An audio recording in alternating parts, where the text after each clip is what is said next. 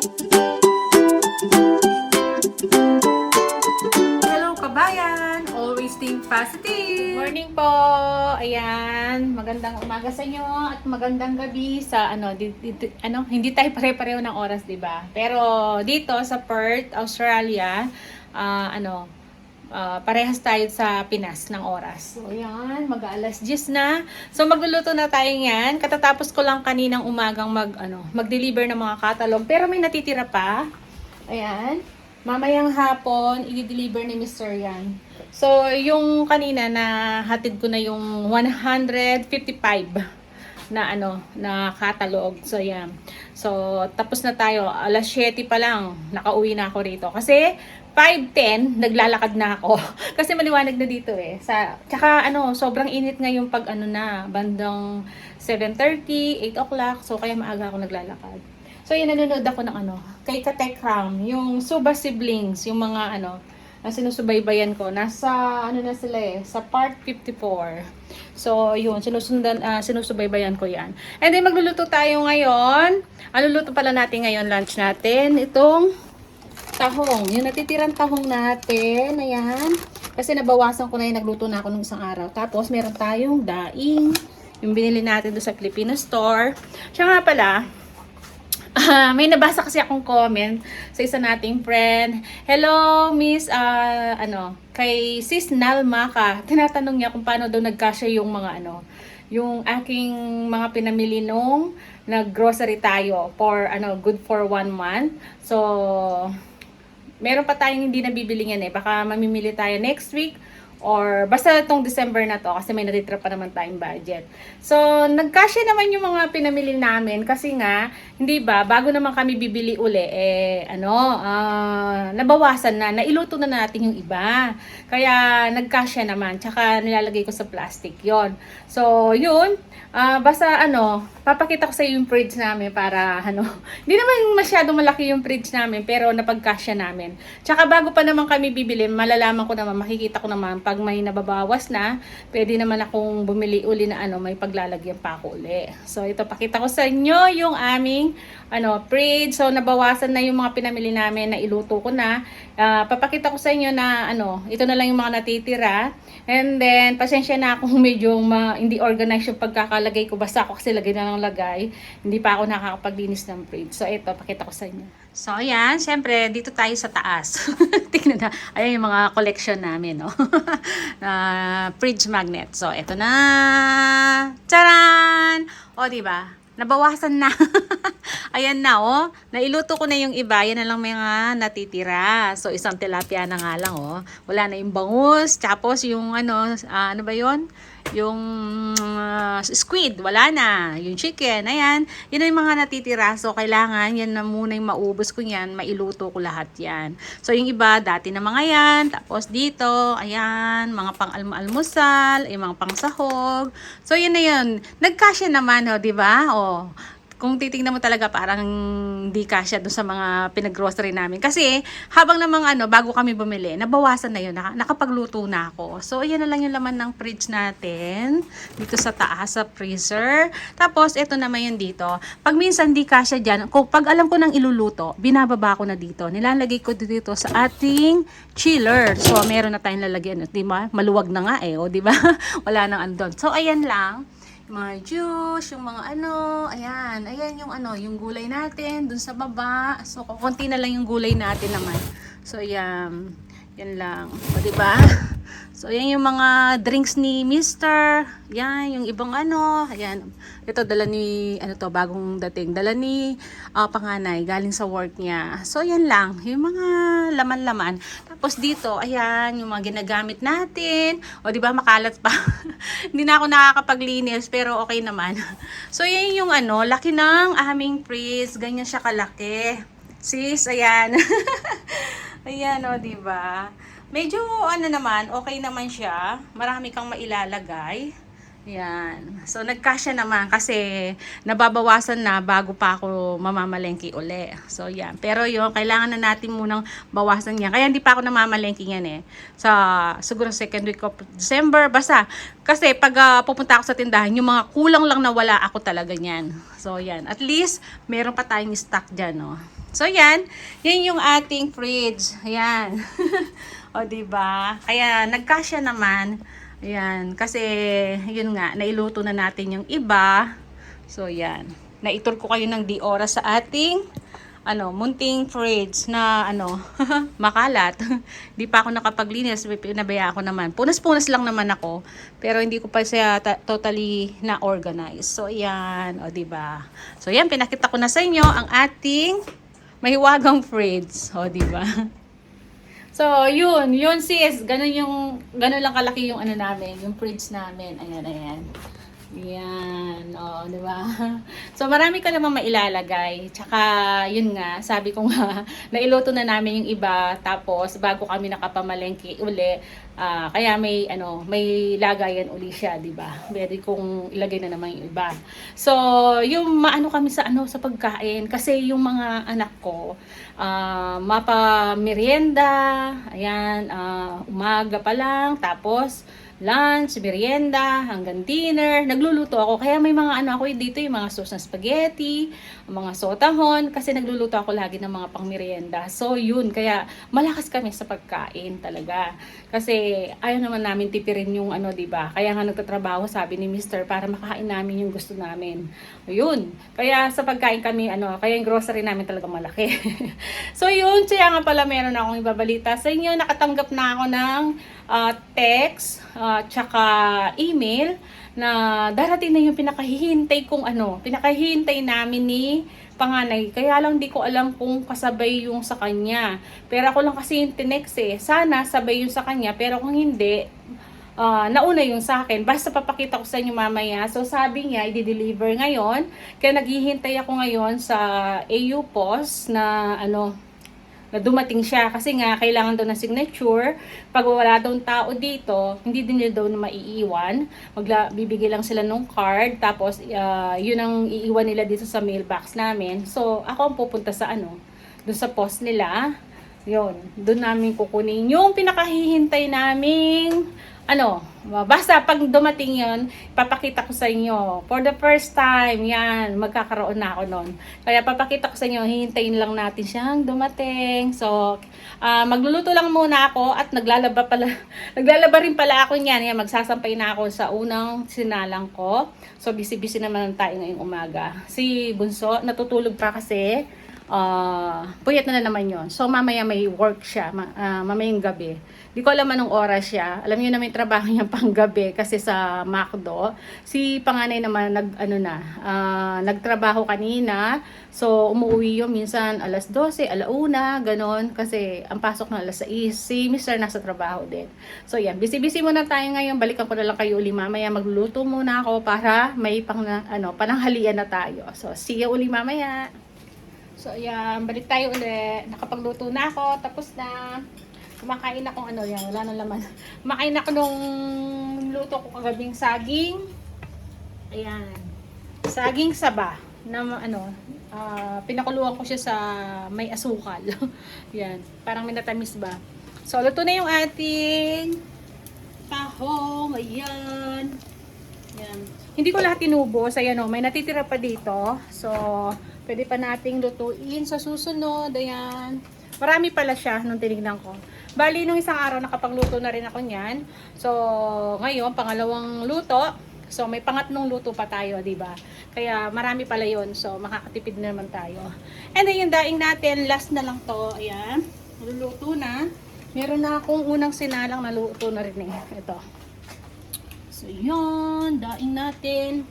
So, luto na sila. Pinatay ko na yung yung kalan. So, yung aking labahan naghihintay dito. Nakasalang na yung yung ibang damit. Ito naman yung sasampay ko. Yun kung makikita nyo. Ayan. Ako, mainit na. Mainit na rito. So, kukuha lang ako ng hanger para makapagsampay na tayo. At least tapos na yung ating yung niluluto natin. So, kanina pa ako silip na silip dito sa bintana. Na-excited kasi ako sa hinihintay ko. Yan. Dahil nga alam kong darating ngayon, i-deliver. So, kaso wala pa. So, yan. Kaya pasilip-silip ako lagi dito. Nagbabantay ako kasi baka malagpasan ako. Hindi ko marinig. Kapag hanggang mamaya, wala. Bababa na lang ako. Titignan ko dun sa mailbox. Baka may iniwan na card doon. So, yun. Kami na lang pupunta ni Mr. Nondo sa, sa post office. So, ganun ang mangyayari. Kasi, minsan, hindi ko narinig pag kumakatok dito eh. Kaya lang, bantay na akong bantay kanina. Wala pa rin naman eh. Hindi ko alam kung nalagpasan na ako o ano. So, yan. Balikan ko kayo uli mamaya. Good morning! Ayan, balik tayo sa Papa-vlog. hindi ko natapos yung yung video natin kahapon kasi after kong magsampay ng mga labahan dahil sobrang init sa labas, sumakit ang ulo ko. Ayan, tapos hiniga ko. Tapos lalong sumakit ang ulo ko nung hindi dumating yung hinihintay ko. Ayun. Bali, 'di ba sabi, i-deliver dito. Kaya lang sa kakahintay ko, sabi ko, mag-ano pa kaya to? Sabi ko, magde-deliver pa kaya? Kaya gusto ko man idlip or itulog. Hindi ko maitulog kasi nga baka may kumatok. Ngayon, sa kakahintay ko, wala naman kumatok eh. Wala namang iniwan na card dito. Ngayon pala, bandang 5:30 ng hapon, nag-message sa akin sa through text tsaka sa email ko na sabi, ko-collect ko na lang daw dun sa dun sa dito sa post office na malapit sa amin. Kung saan ako nag-grocery ng mga gulay. So may post office kasi dun eh. So yun, dun na lang daw iniwan. Siguro para mas safe ba? Kasi napaka-importante kasi talaga nung hinihintay kong yun eh. So yun, kukunin natin ngayon kasi kahapon 5:30 nag-text sarado na yun. So sabi ko bukas na umaga na lang. So alas 9 yung bukas. So maglalakad tayo ngayon doon. Tama-tama may bibilhin naman ako na sangkap. Wala na pala akong patatas. Isang piraso na lang yung patatas dito. Tapos yung sibuyas, puro malalaki pala yung natira dito. Wala akong maliliit. So, tingin na rin tayo. Tapos, bili na ako ng itlog. Kasi, meron pa naman dito. Kaya lang gusto ko, bili na ako ng isa para may, stock pa tayo hanggang next week. So, ito, may papakita pala ako sa inyo. Kahapon, di ko na ipakita nung dumating si panganay dahil nga masakit ang ulo ko. So, yun, dahil sobrang init talaga dito. Buti na mga hindi data masyado, pero mataas ang araw. Gagamit na lang tayo ng aking special na sombrero. Pag naglakad tayo. Ito, may libre tayong may libreng pagulay si panganay. Hindi na daw kasi mabebenta to dahil tingnan niyo yung kulay. Medyo yan. Hindi na siya press. Pero, okay pa rin naman siya. Yan. Gawin natin chop suey yan. Sayang siya, diba? Dalawa pa, Dalawang siya. Tray. Tapos, meron siyang cabbage na Chinese cabbage. So maliit na lang daw to kaya hindi na mabebenta to kasi every tinatanggalan nila ng dahon to yung nagdidilaw. Kaya pinapalitan ng plastic. Tapos meron pa tayong pechay. Ayan. Oh, 'di ba sayang? Kaya inuwi ni panganay. Bali binigay na sa kanya kasi tatapon na lang 'yan eh. So, yan. Tamang-tama sabi ko, iluluto natin yan. Yung dala niya dating pechay, kahapon, nailuto na natin. Nailagay ko dun sa ginisang tahong. Ayun, di ba? Nagamit ko na. Sabi ko nga sa kanya, naubos na. So, tamang-tama, may dala na naman siya. So, ngayon, punta na tayo dun sa maglalakad na tayo kasi magna 9:25 na. So, kunin na natin yung pinakahihintay kong ating parcel kasi nga excited na ako kahapon. Tapos hindi naman pala matutuloy yung deliver dito. Siguro para sure na lang baka walang abutan dito. Ganon ang nila kasi napaka-importante nun. So, yun. Iniwan na lang doon sa post office. So, yun ang kukunin natin ngayon. Tingnan nyo. Sobrang taas ng araw. Ang init. Kaya nagsuot ako yung may manggas. Pero manipis naman to suot ko. Grabe. Hindi ko alam yung temp ngayon. So, malapit na tayo. Dito lang naman sa tapat yun. Malapit dun sa pinag-groceryhan ko ng gulay. So, yan. Ayun yung yung pause. Lipat na tayo. Habang ko lang ayan yung pause. Diyan tayo pupunta. dito. So, malapit lang, di ba? Malapit lang doon sa groceryhan ko. So, yan. Papasok na tayo dito. Papakita ko yung barcode ko sandali. So, eto na. Nakuha na natin. Eto na siya. Bakit yung kay panganay wala pa? Sa akin lang yung nandito. So, kailangan maghintay na lang si panganay. So, yan. Ang kinuha lang sa akin ID para sa confirmation na ako talaga tong kumukuha. So, yan. Mamili muna tayo. Bili tayo ng gulay. Yung patatas na kulang natin. So, see you na lang mamaya. So, yan. Dito na tayo sa bahay. Sobrang init na nga. Pinawisan tayo. So, kaya kung hindi ka sombrero dun. Grabing init. Buti na lang naka sunscreen naman ako. So yun, nauhaw yung lola. Grabe.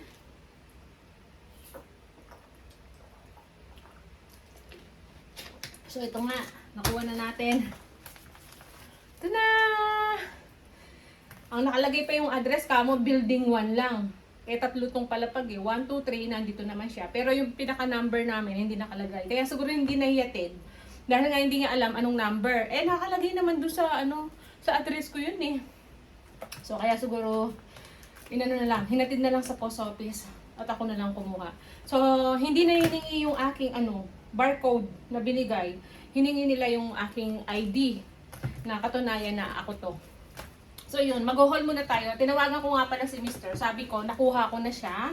Kaya lang, yung kay panganay sabi ko, wala, kala ko kasama na. So, sa akin lang sabi kong gano'n. Tapos, yun. Sabi ko, mamimili muna ako sa Gilbert. May pabibili ka ba? Sabi ko sa kanya. Nagpabili siya ng saging tsaka asparagus. Ayan, di ba? Ayan ang egg natin, isang tray. Tapos, ito yung saging na binili ko para sa kanya, para hindi agad mahinog. Ayan, hilaw pa yung kinuha ko. Pero mabilis lang huminog yan. Tapos, ito, 2 asparagus. Walang nakasale eh. Kaya, ito yung kinuha ko. $2 something yan. So ito, mura to. 3 piraso, $5. Na mais. Sabi ko na sa inyo, pag nakapunta ako ng gulayan, hindi ako kukuha ng iba. Gusto kong kumain ng mais.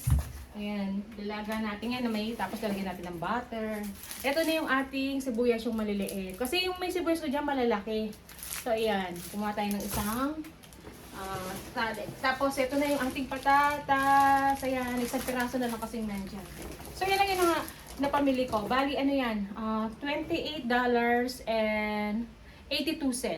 O, diba? Yan lang. So, okay na yan. So, ngayon, tatabi natin to. Bubuksan na natin tong yung aking pinakahihintay na parcel. So, ang bilis lang niya. 11 days lang kasi kahapon nandito na dapat to eh. Bali, in-apply namin to nung 18. Dito na lang natin buksan para natatakot naman ako baka masira ako.